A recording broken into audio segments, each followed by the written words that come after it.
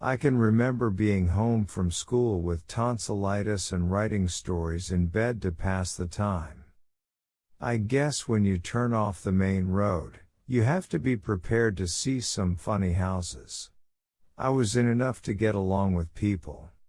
I was never socially inarticulate. Not a loner. And that saved my life, saved my sanity. That and the writing. But to this day I distrust anybody who thought school was a good time. Anybody.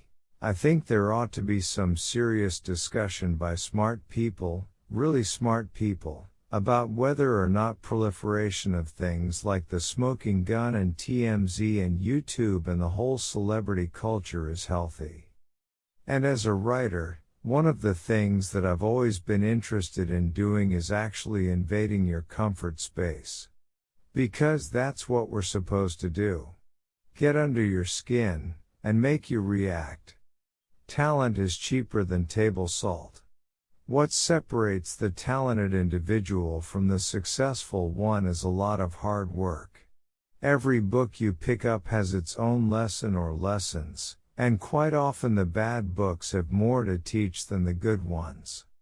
If you want to be a writer, you must do two things above all others: read a lot and write a lot. There's no way around these two things that I'm aware of, no shortcut. You cannot hope to sweep someone else away by the force of your writing until it has been done to you.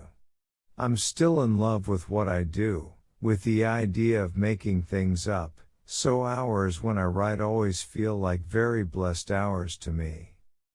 He had a massive stroke. He died with his tie on. Do you think that could be our generation's equivalent of that old saying about dying with your boots on? But I think talent as a writer is hardwired in. It's all there, at least the basic elements of it.